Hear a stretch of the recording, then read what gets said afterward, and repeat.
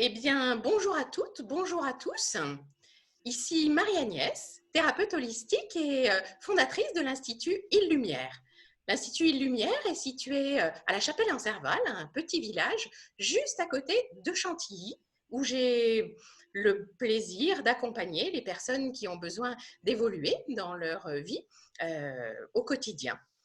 Aujourd'hui, cette capsule, c'est la deuxième capsule d'une série et nous avons décidé d'échanger avec vous une conversation à propos du stress.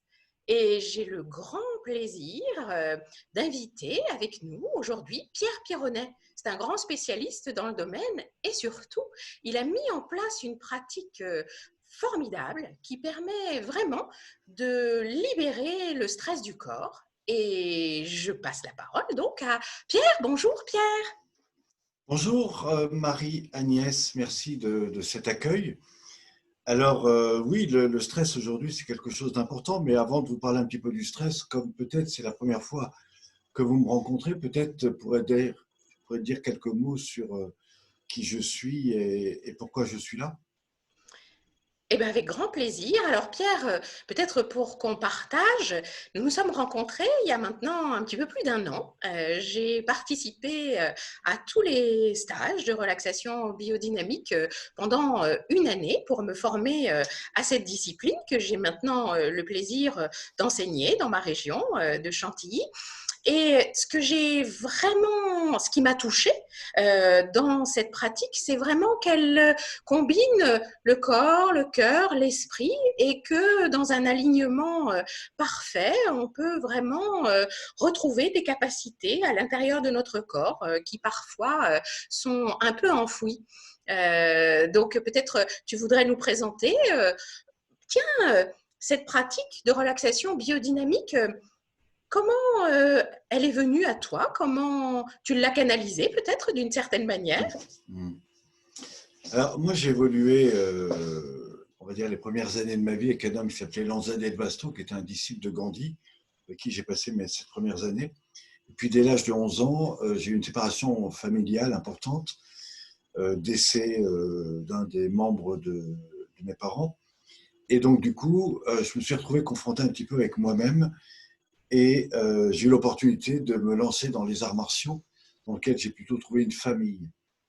Mais comme je venais du milieu spirituel, j'étais toujours à la recherche de quelque chose qui à la fois allie le sens fondamental des arts martiaux, pas simplement aux techniques de self-défense, mais à quelque chose qui me permettrait d'être mieux face à toutes les situations que la vie pourrait parfois m'inviter à vivre. Alors, comme on va parler du stress, ben, ça va justement répondre à cette question. Et en fait, j'ai pratiqué les arts martiaux un peu plus de 35 ans. Et dans les arts martiaux, il s'est passé, je dirais, trois grandes étapes. Une première où j'ai acquis des méthodes de self-défense, une partie où j'ai désappris. Il a fallu que je désapprenne tout ce que je croyais maîtriser, ce qui n'a pas été la plus simple. Et puis une autre où, à partir de là, j'ai compris que tout ça s'appuyait sur des choses que je ne percevais pas avant et qui m'a indiqué que, en fait, il existe aussi ce qu'on appelle l'énéagramme du corps, c'est-à-dire un support sur lequel on peut retrouver tous les grands axes d'évolution de ce que le corps a besoin. Et ce qui est très intéressant dans ce que je vais vous présenter et ce que tu as aussi découvert à travers ta formation en relaxation bionique, eh bien, c'est toute une approche qui reprend et qui reconsidère le corps, je dirais, de façon à ce que le corps puisse mieux s'adapter aux situations de vie et parfois se libérer des choses du passé, de façon à, je dirais, être plus dans l'efficacité, mais avec moins d'énergie, puis surtout beaucoup plus de lâcher prise. Alors, la relaxation biodynamique a été développée dans les années 90. Ça s'appuie sur une expérience de plus de 35 années de pratique dans les arts martiaux, on l'a dit, particulièrement sur l'aïkido, mais aussi d'autres pratiques. Comme vous pouvez le voir derrière moi, il y a un concept dans lequel vous avez, dans un premier milieu, un triangle. Donc ça pourrait aussi représenter une sorte de pyramide. Pour moi, c'est là où se trouve, je dirais, toute l'évolution humaine, à la fois dans ce qu'elle a à grandir, dans ce qu'elle a à développer, dans sa forme de conscience, de spiritualité. Et je dirais que ça s'appuie à la fois sur des notions de besoins fondamentaux, car nous passons notre vie finalement à courir à des besoins peut-être que nous n'avons pas eus. Ou en tout cas, nous cherchons euh, à avancer, à nous construire à partir de choses qui nous manquent. Donc, c'est encore une fois les besoins. On verra qu'il y a un certain nombre de besoins intéressants. Et puis, il y a aussi la manière de faire les choses. Alors, si vous faites de la communication, parce que je fais aussi beaucoup de communication, il y a, je dirais, un lien très fort entre la perception que vous pouvez avoir de vous-même, mais aussi dans la façon dont vous construisez, je dirais, votre développement.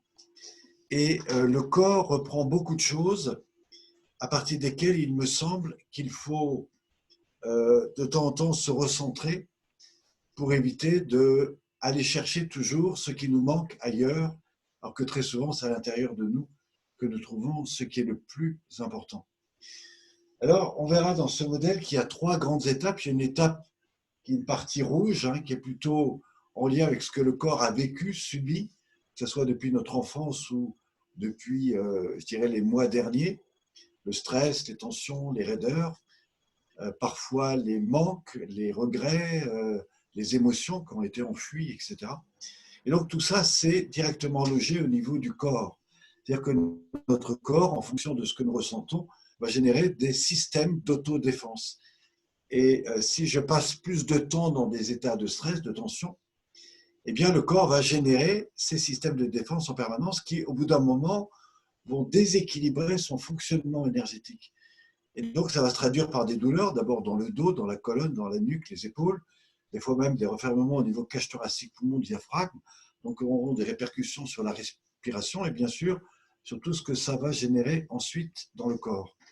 Donc, la première idée, c'est de prendre conscience de l'état dans lequel on est. Ensuite, c'est de libérer, je dirais, tout ça. Et puis, on va s'apercevoir qu'il y a des choses beaucoup plus profondes à l'intérieur qui nous invitent à aller découvrir un petit peu comment nos émotions se sont ancrées dans des zones beaucoup plus profondes, qu'on pourrait appeler les fascias, qu'on pourrait appeler toute la partie la plus profonde.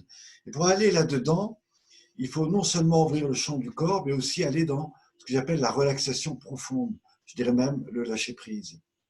Et à partir de là, on peut permettre au corps de transformer des mécaniques, des habitudes, et redonner cette information nouvelle au corps de façon à petit, par des techniques très simples, eh bien, ritualiser des petits exercices qui très rapidement peuvent vous aider à vous transformer.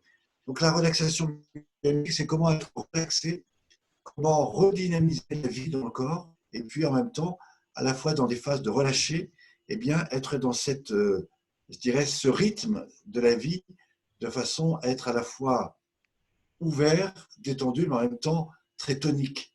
Très tonique dans la conscience mentale, mais aussi émotionnelle et bien sûr physique, que ce soit dans la relation avec vous-même, mais aussi avec le monde.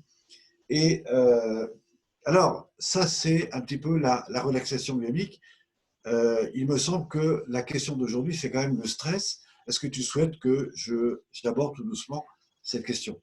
Tu sais, Pierre, tu parlais de recentrage et peut-être on pourrait proposer aux auditeurs et aux auditrices ben, juste de faire un petit Petit recentrage, exercice. un petit exercice.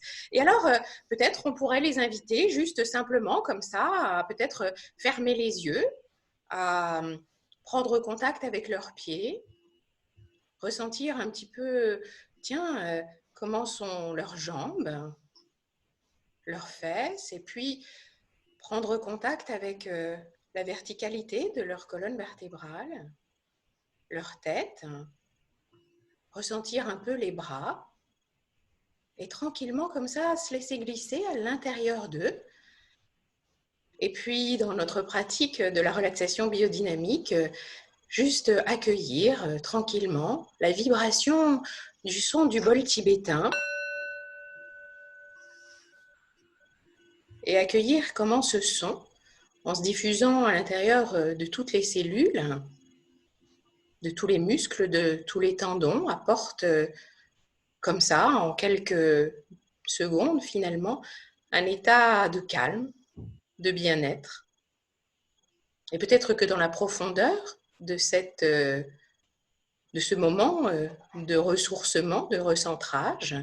Juste maintenant, ouvrir vos yeux et dans la profondeur dans laquelle vous êtes, accueillir eh bien, ce que Pierre et moi avons envie de vous partager aujourd'hui sur le stress. Alors, je te remercie de cette approche. J'utilise moi aussi le bol tibétain. Simplement, ce qui était intéressant dans ce que tu as proposé, c'est la méthode pour entrer en relaxation. Simplement, j'imagine que dans ceux qui nous ont écoutés, il y a des personnes qui, tout doucement, ont commencé à rentrer dedans parce qu'ils avaient déjà, je dirais, cette expérience, mais peut-être qu'il y a des personnes pour qui ça n'a pas été évident. Possible. Alors, comme tu utilises le bol tibétain, moi, je vais vous proposer aussi un exercice qui est un petit peu différent, mais qui va permettre d'aller un petit peu plus loin. Vous allez voir que si vous n'êtes pas vraiment rentré dedans, ça sera plus facile. La première chose que vous faites, c'est que vous prenez vos deux mains, vous étirez en inspirant. Et seulement si vous êtes au bout de l'inspire, vous relâchez tout en soufflant. Mais vraiment, vous relâchez. On va le refaire une fois. Rassembler, étirer, inspirer. Allez au bout de l'inspire et allez au bout de l'expire. Et là, ce qui est très intéressant, c'est que en faisant ça, je vous ai directement relié à vous. Et c'est en rentrant dans cette respiration que déjà vous ouvrez l'attention. Et effectivement, à partir de là, vous verrez que c'est déjà beaucoup plus facile de rentrer tout doucement dans cet état de conscience. Alors vous verrez, si vous découvrez les ateliers de Marie-Agnès, elle vous montrera après comment, par des exercices très simples, en restant dans des rythmes de respiration, vous pouvez vraiment ouvrir encore beaucoup plus tout le champ de la nuque, des épaules, du dos, de la cage thoracique, des poumons, du diaphragme, et qui sont tous ces secteurs finalement qui font que quand vous êtes dans le stress, eh bien naturellement ça se bloque. Alors comprendre le stress c'est une chose, mais s'en libérer, vous verrez que c'est pas aussi évident, et c'est ce qu'on va vous proposer évidemment dans cette vidéo. Voilà. Donc Alors pour oui. Pour toi, Pierre, finalement, le stress, ton regard sur le stress, tu dirais que c'est quoi par rapport à ton Ah, expertise?